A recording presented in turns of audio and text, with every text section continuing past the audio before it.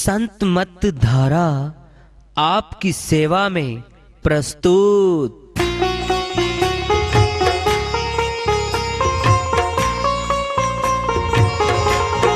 जो चाहता है प्रभु प्यारा वो आओ संत मत धारा।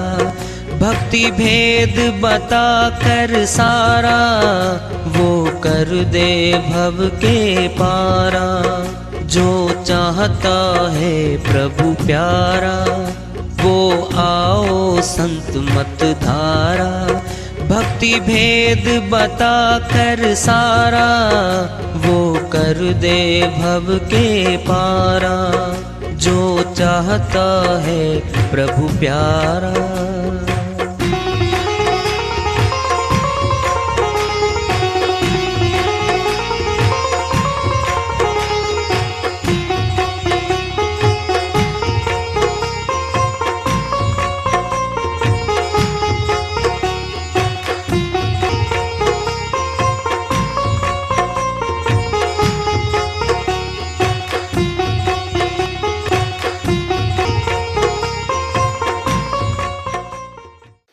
परम पूज्य सदैव स्मरणीय सदगुरु साहिब की जय हो। सतनाम साहिब। आदरणीय सर्व संतों की जय हो। उपस्थित आदर के योग प्रभु प्रेमी एवं जिज्ञासु आत्माओं, हम सभी पूर्ण पिता परमात्मा सभी सृष्टियों के रचनहार कुल मालिक हम सबके जीवन का आधार उनकी महिमा को सुनने के लिए एकत्रित हैं। मेरी सभी से अर्ज है कि मैं कोई जगत गुरु नहीं, कोई महाराज नहीं, कोई महामंडलेश्वर नहीं।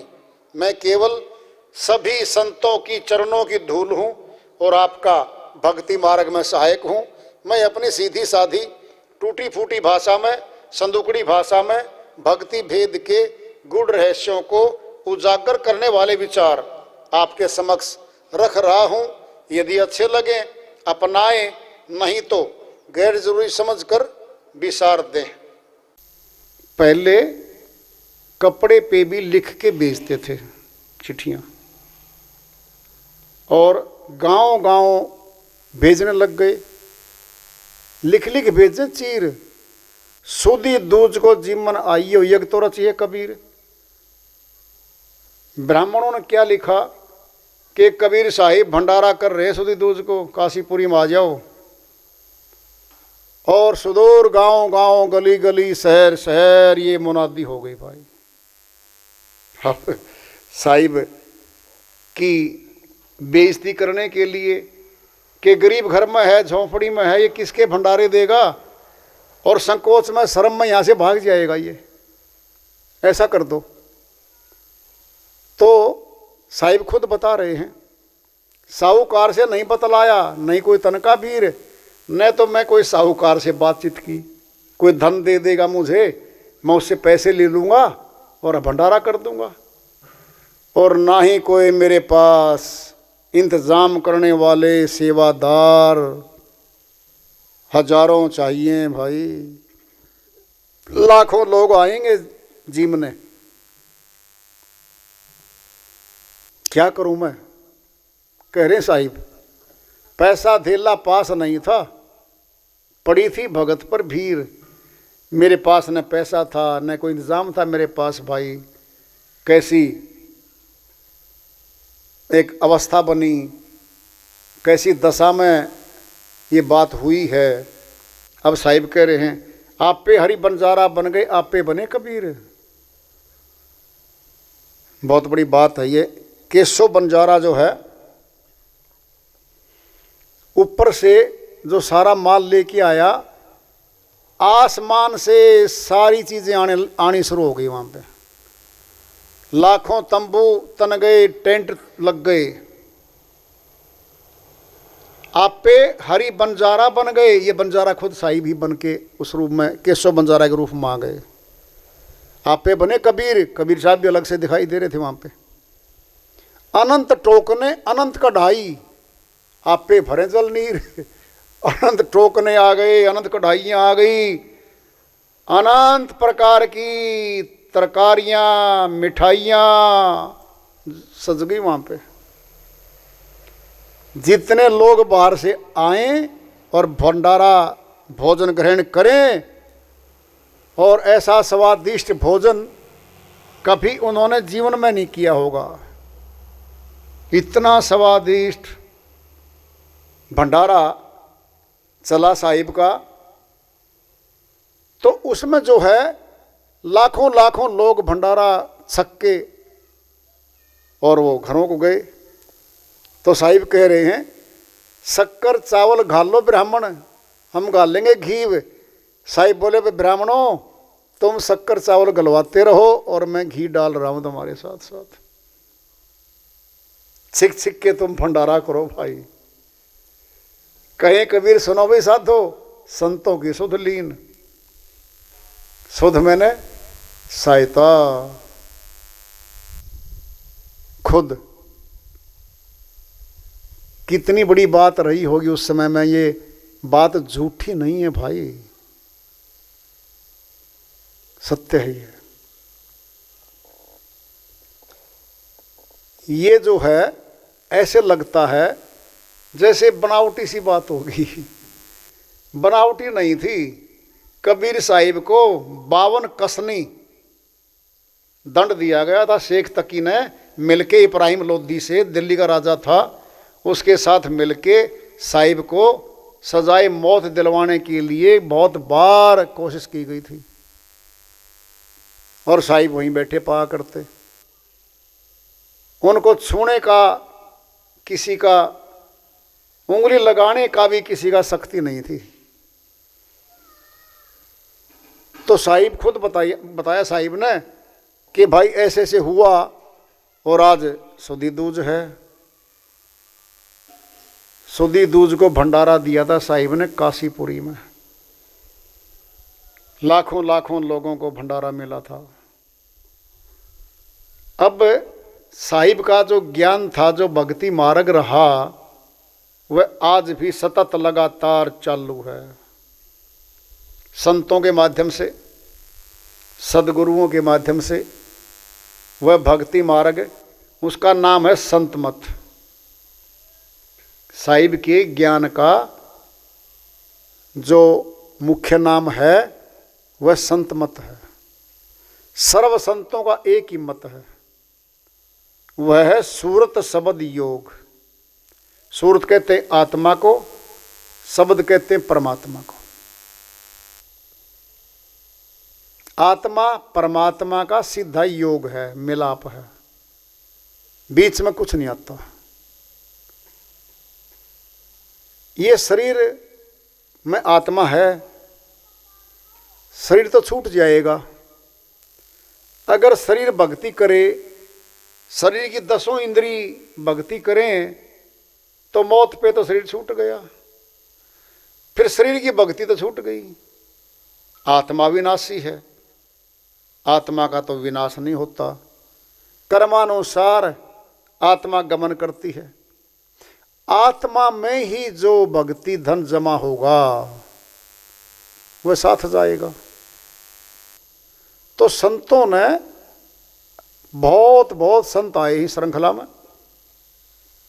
सभी ने एक ही मत, एक ही बात, एक ही विचार दिया है कि सूरत शब्द योग है वो।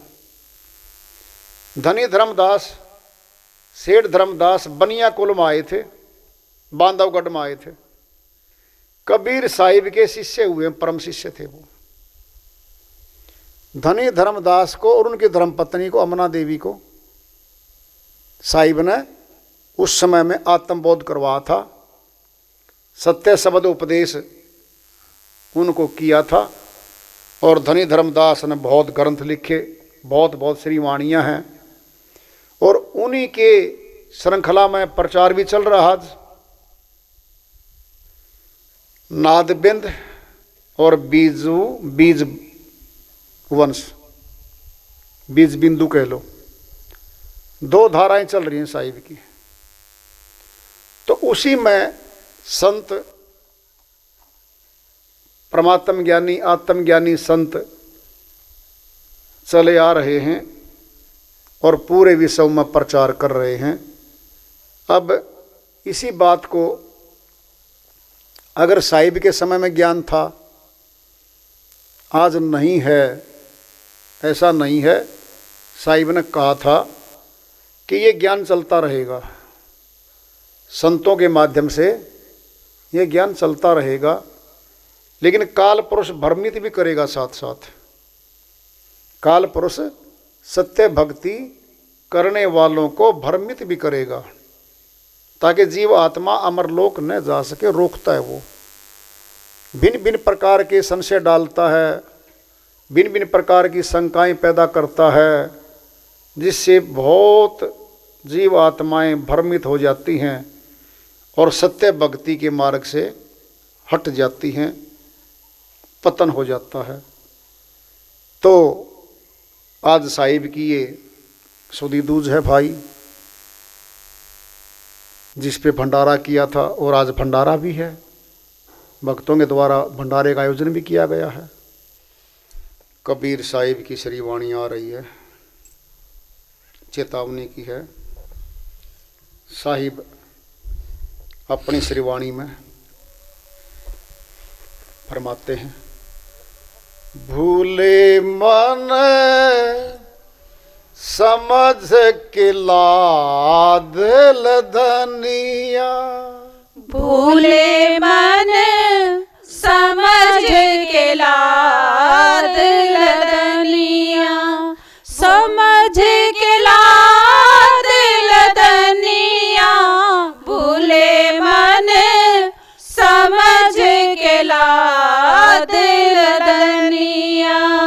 थोड़ा लाद बहुत मत लाद, थोड़ा लाद बहुत मत लाद, टूट जाए गर्दनिया, टूट जाए गर्दनिया, भूले मन समझ के लाद लदनिया, समझ के लाद लदनिया, भूले मन समझ के लाद लदनिया। प्यासा होए तो पानी पी ले, प्यासा होए तो पानी पी ले, आगे तालन पनिया, आगे तालन पनिया, भूले मन समझ के लाद लदनिया, समझ के लाद लदनिया, भूले मन समझ के लाद लदनिया। भूखा होए तो भोजन पाले, भूखा होए तो भोजन पाले, आगे हाट न बनिया, आगे हाट न बनिया, भूले मन समझ के लाद लदनिया, समझ के लाद लदनिया, भूले मन समझ के लाद लदनिया। कहें कबीर सुनो भाई साधो, कहें कबीर सुनो भाई साधो, काल के हाथ कमनिया, काल के हाथ कमनिया, भूले मन समझ के लाद लदनिया, समझ के लाद लदनिया,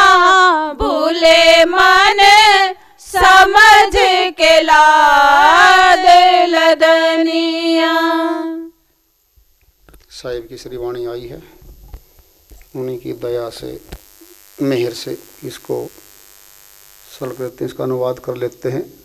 भूले मन, इस आत्मा को निज मन को कह रहे हैं, तो किस भूल में फिर राजीव आत्मा। कुछ विचार कर ले, समझ के लाद लदनिया। क्या लाद लदनिया? पाप कर्मों का बोझा आत्मा पे लद रहा है। 3 प्रकार से कर्म हम करते हैं, मनसा वाचा कर्मणा। मानसिक कर्म, वचनिक कर्म, स्थूल हाथों से कर्म। तीनों कर्मों का फल मिलता है। ये श्रीमान जी बड़ा सयाना मनुष्य, 2 कर्मों को तो कर्म ही नहीं मानता। ये मानसिक कर्म क्या है? पाप कर्म, ईर्ष्या अंदर से होती है, जबान से नहीं बोलता। ये चेहरे से पढ़ा जाएगा ये कि इसका चेहरा कैसा हुआ। किसी की खुशी की बात बताई, उसको जलन है उस आदमी के प्रति, चेहरा उतर जाएगा, खुश नहीं होगा। अर्थात अंदर ईर्ष्या है, द्वेष है। क्या है ये? मानसिक कर्म है। मूल्य समझो 54, 25 पैसे समझ लो। कितना कमाते होंगे हम हर रोज, देख लो। फिर वचनिक कर्म, जबान से कर्म, कुवचन बोलते हैं, ताना कसी करते हैं, निंदा करते हैं, गाली गलौज करते हैं, झूठ बोलते हैं, इसी जबान से विश्वासघात करते हैं, हम धोखाधड़ी भी करते हैं। ये सारे पाप कर्म की श्रेणी में आते हैं। विचार कर लो, कितने करते हैं हम, कितना कितना बोझा आत्मा पे लादा जा रहा है। कीमत 98 समझो, 50 पैसे समझो इसका। अब आएंगे स्थूल हाथों से कर्म, जिनको कर्म मानता है मनुष्य। ये 2 कर्म तो गए, इनको तो मानता ही नहीं श्रीमान जी। स्थूल हाथों से कर्म, चोरी करना, डाका डालना, कत्लो गैरत कर देना, कब्जे कर लेना किसी जमीन पे, किसी का मकान पे कब्जा कर लेना। क्या है ये सारे के सारे? स्थूल हाथों से कर्म है। इनके केस दर्ज होते हैं, इनके मुकदमे दर्ज होते हैं। लिखाई से, कोई गलती से कोई चीज़ बदल दी, कागजों बदल दिया, नौकरियों घालमेल कर दी, लिस्ट बदल दी, हाथ का है सारा कार्यक्रम। क्या हो गया? धोखाधड़ी 420, और बाद में पकड़ा गया, इंक्वायरी हुई। सुनना है, धोखाधड़ी का कभी कोई टाइम नहीं होता इसका कि 1 साल के बाद आप मुकदमा दर्ज नहीं कर सकोगे। कभी भी कर सकते हो। सरकार में कानून ऐसा बना रखा है कि आप सरकारी कागजों में धोखाधड़ी किया हुआ किसी ने 10 वर्ष पहले का, आज मुकदमा नया दर्ज हो सकता है उसके खिलाफ। पकड़ में आएगा, कागज कार्रवाई है, बिल्कुल नहीं बदलती। अलग बात है कुछ बचे पड़े हैं, हुई हैं गलतियां, जिनकी पकड़ी गई, मुकदमे दर्ज हुए, तफ्तीशें हुई, 15 वर्ष के बाद भी मुकदमे दर्ज होकर के फैसले हुए हैं। क्या है? सारा धोखाधड़ी हाथों से है। ये स्थूल कर्म है। कीमत है पूरा 1 रुपया, इसका कीमत, पूरी कीमत है इसकी। 3 प्रकार के कर्म हम करते हैं, मनसा वाचा कर्मणा। तो साहिब कह रहे हैं, थोड़ा लाद बहुत मत लाद, टूट जाए गर्दनिया। पहले स्थूल जगत में ले लो, एक बच्चा बोझा उठा सकता है 20 किलो, और हमने 40 किलो वजन उठवा दिया उससे। और गर्दन हिल रही है, ऐसे ऐसे हो रहा है, गर्दन टूट सकती है, गर्दन में चणक आ जाती है, कमर की रीढ़ की हड्डी में कुछ भी हो सकता छल्लों में। हम बच्चे थे पहले,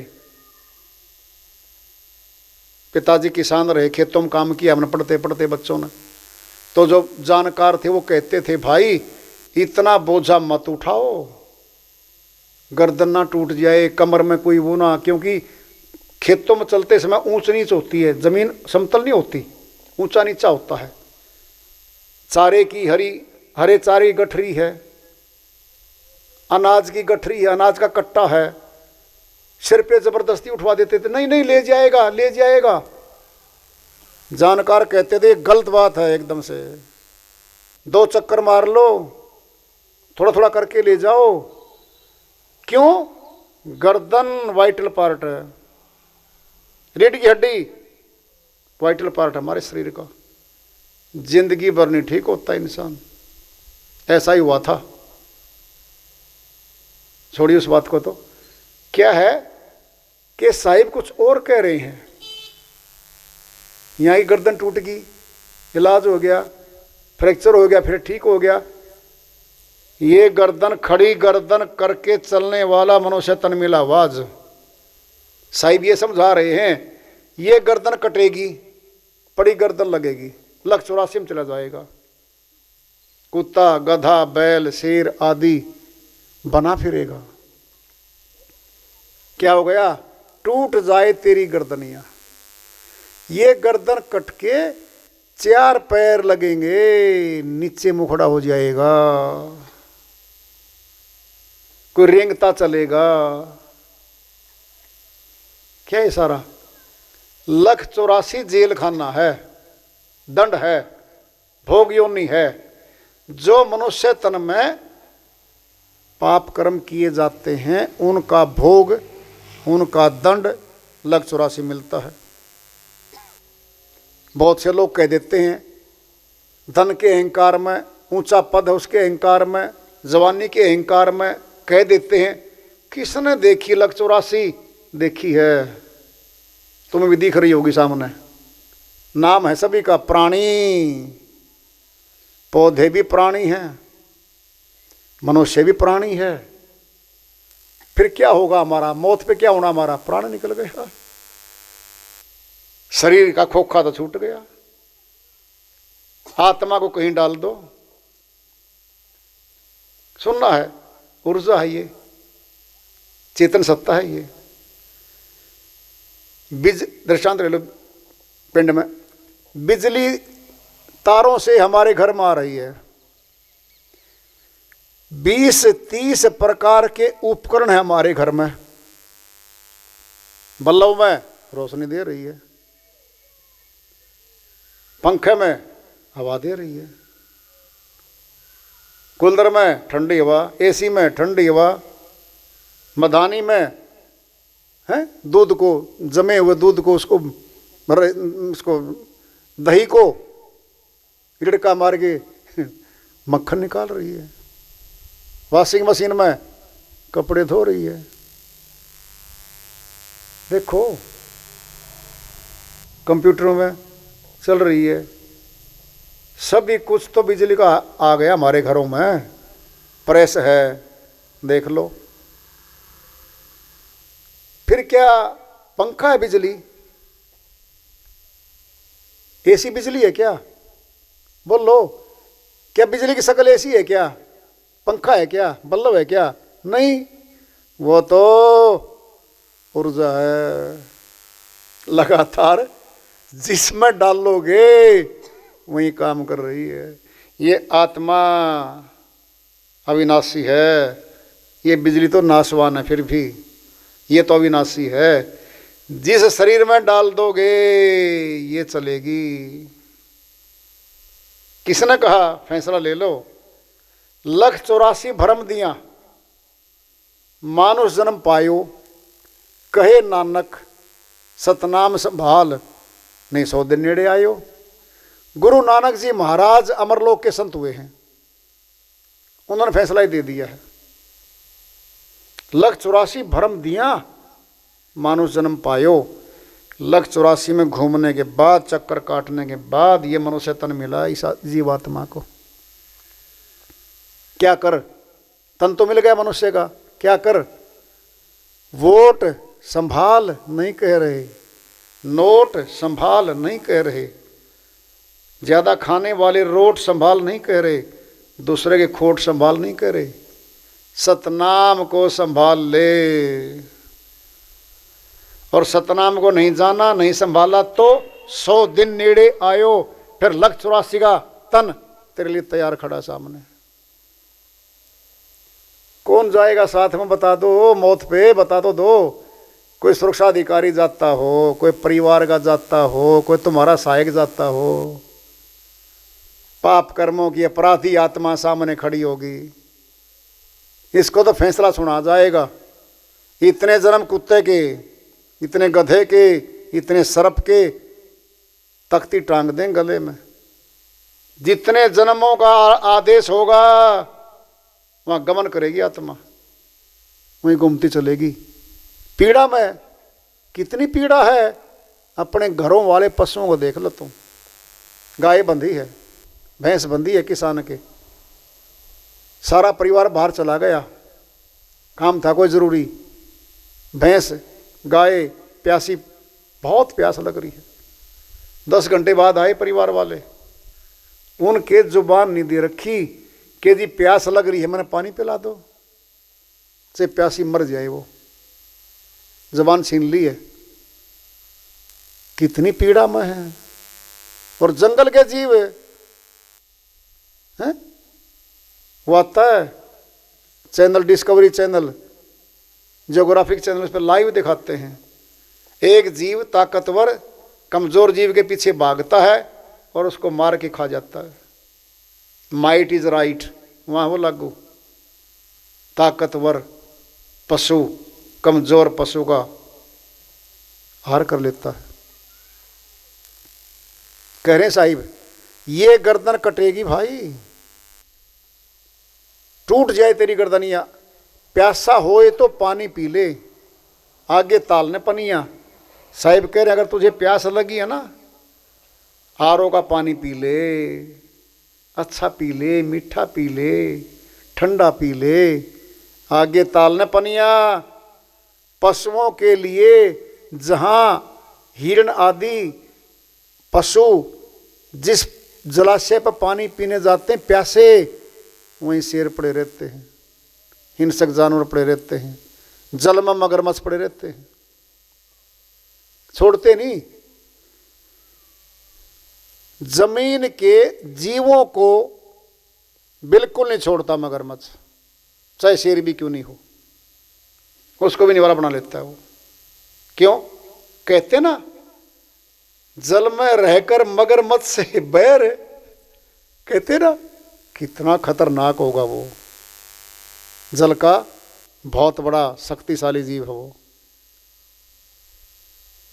न थल के जीव, न जल के जीव, न नभ के जीव, यहां तो कोई सुरक्षित नहीं है, मारे मारे फिर रहे हैं। आगे जल नहीं मिलेगा, प्यास तो होगी,